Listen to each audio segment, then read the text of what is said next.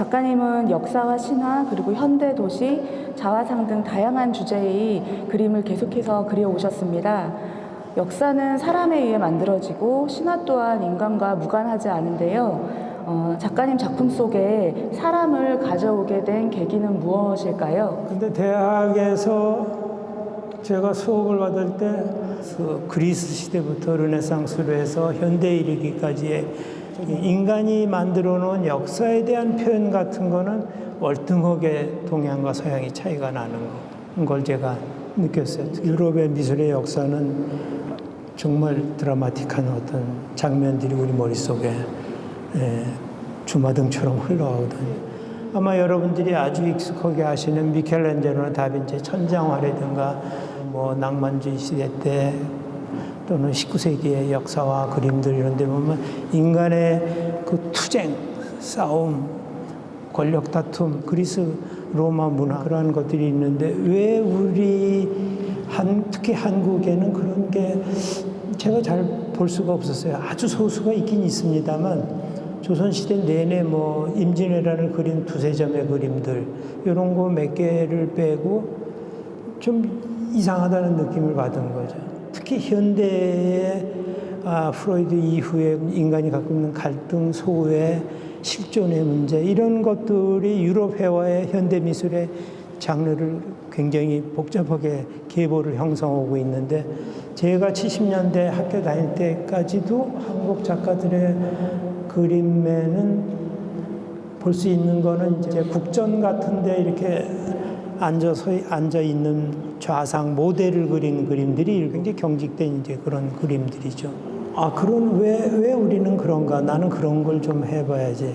일종의 이제 서구의 자극이라고 할 수가 있겠죠. 여러 역사적 사건들 중에 특정한 사건을 선택하는 기준이 있으실까요? 이 내용들은 다 역사책을 읽으면 더 잘 알 수 있는 내용이죠. 그럼에도 왜 그럼 이런 그림을 그리느냐 하는 문제가 하나가 있겠죠. 얼마나 큰 사건들이에요. 동학이라든가 단종이라든가 이 단종에 대한 조선 초기의 왕권 다툼이라고 하는 것은 친족 간에 살인을 저지른 왕이 그냥 죽음으로까지 몰려가는 그런 잔혹한 한국 사람들도 생각보다 아주 잔인한 데가 있습니다. 우리가 그림을 아름다운 걸 표현이라고 하는 일상적인 그런 상식의 문제에서 본다면은 굉장히 불편한 것들이죠. 제 그림에 대해서 결코 이해를 하려고 하지 않는 분도 있고 이해를 못하는 분도 있고 어떤 경우에는 집에 가져가서 자기 집에다 걸었더니 애가 보고 울어서 창고로 가져갔다는 그런 경우도 있어요. 왕왕 그런 경우들이 있습니다. 그런 거에 단련된 사람이에요. 작가는 어떤 면에서 본다면 그 이상적인 아름다움을 표현하지만은 않아요. 특히 현대미술에서 그런 부분들이 많죠. 어떤 면에서는 알면서도 그림을 보는 사람들한테 더 공격적으로 다가가는 자세를 취하기도 해요. 그것이 저한테는 의무처럼 느껴져요. 단종이라는 역사에는 그 권력을 중심으로 해서 서로 대척되는 인물 단종, 수양대군이라는 인물도 있고 그리고 사육신, 안평대군 등 이야기가 많은 인물들이 있는데요. 어느 인터뷰에선가 작가님께서 말씀하신 이야기에 끌린다라는 측면에서만 이 작업을 한 거는 아니라고 생각도 했습니다. 정확한 답인지는 모르겠습니다만은 인간을 표현해야 된다 하는 의식이 저한테 대학을 다니면서 생겼고 졸업하고 나서 한 2, 3년 후에 이제 그런 작업을 시작을 했는데 그래서 갔던 게 강원도의 영월이라는 데를 처음 제가 강원도를 간 겁니다. 그때가 35살 정도였는데 역사적인 이야기를 그리고 싶다 이런 생각이 마음속에만 있는데 어떻게 뭐를 그려야 될지는 생각이 없었어요. 거기에 제 고등학교 때 친구였던 사람이 강가에 앉아서 그 친구가 그 물을 보면서 여기가 단종이 빠져 죽은 데야 이런 얘기를 하는데 나중에 보니까 사실 거기서 빠져 죽지도 않았더라고요. 근데 그 친구가 잘못 알고 얘기를 했지만 저는 그런 상황에서 왠지 그 물에 이렇게 어떤 죽음이 떠 있는 것 같은 그냥 그런 기분이 확 들었어요. 특히 또 저 같은 경우에는 그 단종이 죽었는데 단종에 대한 충성심으로 사육신이 그 고문을 견뎌내면서까지 끝내 자기가 고문을 당해서 죽어가면서까지도 단종 쪽에 쓴 그 인간의 정신 같은 게 난 그렇게 못할 것 같은 약간 좀 그 겁이 나는 근데 내가 그런 고통을 겪을 수 있을까 이런 의문을 자문을 하게 되죠. 그런 감각적인 문제에서부터 의리에 관한 문제 얼마나 인간의 정신이 강하면은 자기 육체가 그렇게 손상이 돼도 그걸 견딜까 하는 이런 의문감 이런 것들에 대한 생각들이 섞여서 이제 이 소재를 갖고 한 10년을 내가 그려보면 뭐가 좀 되겠지 이런 생각을 했어요. 그리고 기본적으로 저한테는 예술의 형식 중에서 그런 비극이라고 하는 거, 그리스 비극이라고 하는 거, 또는 그 이후에 많은 문학 작품과 이런 데서 인간이 갖고 있는 죽음을 앞두고 있는 인간, 저희 같은 경우 이제 뭐 한 10년, 20년이면 죽을 거 아니겠습니까? 그거 알지만서도 하루하루를 살아가는 게 인간의 존재를 본다면은 순간순간은 우리가 이렇게 어떤 그 현실에 끌려서 가지만 깊숙한 우리 시면 속에는 항상 죽음을 준비하는 거고 거기에 대한 마음가짐을 갖게 되는 게 인간의 본질이라고 생각하거든요. 삶의 존재로서의 비교해보면 인간은 근본적으로 비극적인 존재라는 생각을 하죠. 네, 제작 날짜를 드러낸 표기한 특별한 이유가 있으신지. 그림 자체가 그 어떤 현실하고 동떨어진 어떤 형상을 만든 거예요. 그거 자체가 사인이죠, 이미 벌써. 그 작가의 사인이 이미 벌써 붓터치 하나 들어가면은요, 사람마다 그 터치가 다릅니다. 그림을 오래 그려보면 그런 게 더 아주 생생하게 느껴지거든요. 결국은 다 자기를 그리는 거예요. 자기 습관을 그리는 거죠. 그 15년쯤 전에는 저도 여기다 이름을 이렇게 적었었어요. 이거 자체가 내 표현의 한 고유한 표현인데 사인이라는 게 그런 고유한 표현의 하나의 기호 아니겠어요? 저거는 사실은 그림을 그린 날짜예요. 물론 저 날짜에도 뭐 그림을 하루 종일 그린 것도 아니에요. 어떤 때는 뭐 한 30분, 1시간 그리고도 저기다 날짜를 쓰는 일이 있고요. 저 날짜가 그림과 같이 화면에서 보여지기 때문에 사인의 역할을 할 수 있다 이렇게 생각을 한 거죠.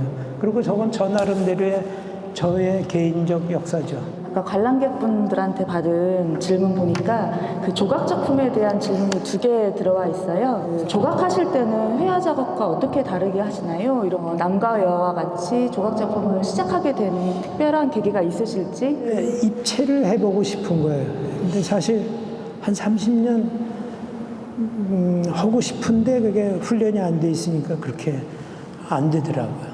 이렇게 단순한 형태 단순하잖아요. 나무에다가 사실 드로잉이에요, 저거는. 예. 윤곽선 그려놓고 두고 보면서 그 다음에는 그림 그린 거죠, 색채로다. 근데 문제는 조각은 보니까 세우는 게 문제더라고요. 스스로 서 있어야 되니까. 그래서 이제 한 방법이 저렇게 시옷자로 만나게 해서 아주 단순하고 원초적인 방법이죠. 저희 지금 이 앞에 또 관람객분들을 주신 질문이 있는데요. 작품마다 강한 인상을 남기는 빨강, 파랑의 컬러는 특별한 의미를 담고 있나요? 제 그림은 어떤 면에서 보면 더 훨씬 인공적이에요. 어디 저렇게 빨간 얼굴을 한국 사람들이 할 수 있겠어요? 굉장히 의지적으로 다 강조해서 그림 속으로 사람들을 낯설게 끌어들이는 거를 그림 그리게 한 방법으로다가 택하는 거죠. 이것이 현실이 아닌 거를 오히려 보는 사람들은 이것이 형태가 닮았기 때문에 우리의 현실 속과 비슷하게 비교하면서 저걸 자꾸 생각하는 습관을 저는 단절시키는 게 제 그림의 어느 부분 역할인 거죠. 제가 보기에도 제 그림은 그렇게 조화롭진 않습니다. 그냥 강한 대비 같은 거 있고 원색도 아주 나이브하게 아주 거칠게 어떻게 보면은 좀 촌스럽게 더 그 깊이를 거꾸로 깊이를 판 거죠. 굉장히 투명한 느낌을 줘요. 이상하게. 그리고 그림을 그리고 나면은 좀 시원하다 그럴까? 자기가 이렇게 약간 정화되는 느낌을 저는 좀 받습니다. 그것이 사회적인 이유도 있고 내 개인의 성향의 이유도 있는 것 같아요. 그리고 사회에서 색이라는 것이 그렇게 편협하게 쓰인다면은 역사적으로 붉은색이 쓰인 거는 공산주의 혁명 때문에 그런 붉은 깃발 때문에 그런 거죠. 그러나 더 긴 역사에서 보면은 붉은색은 굉장히 귀한 색이고 좋은 색이었던 거예요. 그냥 태양이 그러하듯이 또는 어떤 벌레가 그러하듯이 조금 자극을 주는 필요할 때 있어서 균형을 주는 그런 색인 것 뿐이죠. 저는 그런 쪽으로 다 색을 돌린다는 의미에서 더 그런 원색을 좀 더 쓰는 거. 자화상 작업에 대해서도 좀 오늘 자리에서 좀 말씀 듣고 싶습니다. 모르죠. 뭐 제가 그걸 어떻게 알겠어요. 자화상 잘 안 돼요. 그리자마자 안 닮아갖고 사람들이 제 얼굴 보고 어이 네 얼굴이 무슨 로버트 케네디처럼 잘생겼냐고 이렇게 잘생겼냐고 그래서 내가 저는 비슷하다고 생각했는데 보는 사람은 전혀 지금도 그런 면이 있죠. 자기 이상화시켜서 보죠. 저는 여행을 가면은 화장실에 들어가자마자 거울 보면은 자화상을 그려요. 이제 그림을 전업으로 다 하게 되면은 틈만 나면 그림을 그리려고 이제 노력을 하죠. 오늘 아침에 제가 거울을 보면서 오일 파스텔로다 자화상을 하나 그렸어요. 그림 그리기가 좋은 조건이죠. 조용하고 혼자만의 시간이고 어떤 때는 이런 옷을 입고 있다는 게 굉장히 거치장스러운 때가 있어요. 사람이 옷을 벗으면 편안해지죠. 샤워를 하고 나와서 거울 속에서 나를 이렇게 보면서 아주 자유로운 기분이 들고 저는 그 기분을 좋아해요. 그 기분을 그리는 걸 좋아해요. 자화상이 잘 안 그려진다는 거죠.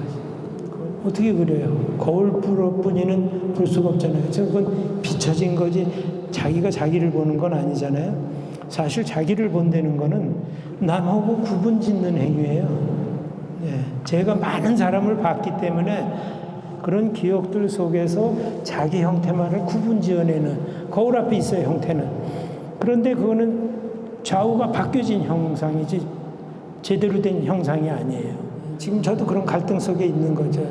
이거 이렇게 매번 그려봤자 담지도 않는 정말 내가 느끼는 내 신체, 자기를 본다는 거는 그건 그렇게 간단한 거울의 현상이 아니에요. 우리 눈은 렌즈가 아니거든요. 이건 살아있는 동물의 생체의 그 리듬이 같이 속에서 움직이는 거란 말이죠. 뭔가를 보는 순간 우리 내장 속으로, 우리 몸 속으로다가 어떤 감각의 흐름이 이동적으로 확 생기는 거 시각이라는 거예요. 그런 느낌을 끌어내야 되는데 그게 거울을 보고 되겠어요. 그렇지만 하여간 노력은 하고 있습니다만 아마 이건 뭐 죽어서 안 될 거예요. 안 될 거죠. 그래도 한번 해보는 거죠. 그냥 어떤 거는 하는 데에 의미가 있어요. 뭐 그것이 뭐 남이 잘 알아줄 것이다 그런 거 아니고 자기가 그냥 좋아서 하는 것도 있습니다.